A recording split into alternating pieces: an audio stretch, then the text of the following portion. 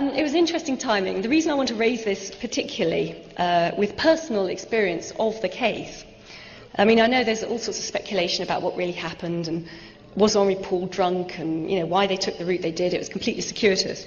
But David and I had personal involvement in it. Apart from the timing, which really screwed our lives over for about a year afterwards, about 2 months after her death, we had a mysterious phone call. And it turned out it was Mohammed Al-Fayed, who wanted us to go to Paris and look at some documents he'd been offered. So, at this point, we're living in a very remote farmhouse. Black Ritz Mercedes comes to pick us up and take us to Paris, and almost crashes twice. So that could have been a good headline.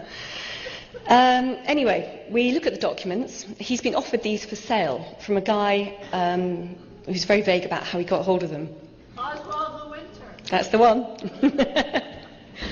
These were documents purporting to prove that there was CIA and MI6 involvement in Diana's death. And they looked good. But if you knew what a document really looked like, what a proper MI6 document looked like, there were some simple errors, things like the date timeline, things like the addressee list, they just weren't quite right. They were forgeries, they were very good forgeries. And this would have been a classic strawman technique. Al-Fayed was asked for $20 million for these documents and probably would have paid if they were real, because he was desperate to prove that there was a plot against his son and his possible future daughter-in-law. Anyway, we saw that they were forgeries, they were fakes, and it saved him $20 million, but also saved him embarrassment. This would have been a classic straw man operation, whereby he would have bought them, held them up to the world's media and said, look, I've got proof. And then the authorities would have turned around and said, look, it's so obvious, look at these simple errors, of course they're forgeries. You can imagine what would have happened. Anything else he ever found out, he would have been dismissed as a fantasist. So, his entire campaign for justice for his son would have stalled pretty much before it started.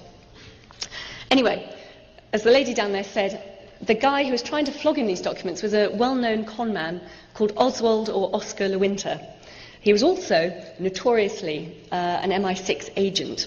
He was quite well known. Most agents were pretty, their identities were quite tightly held. He was pretty well known, though, because he seemed to get involved in all sorts of dodgy activities.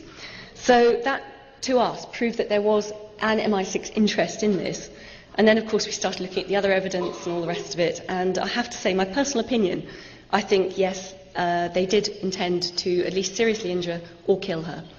And it's not just about the fact that, was she pregnant, wasn't she? We'll never know, because they embalmed her against all French law so quickly. And all the other speculative things you see in the press. It's also the fact that it was reported that she was being a great success in the landmine campaign that she was running. Yes. But also, she was about to go into campaigning on the behalf of the Palestinians. Now, you can imagine someone of Princess Diana's profile doing that. They would not have tolerated it. They could not have dealt with that.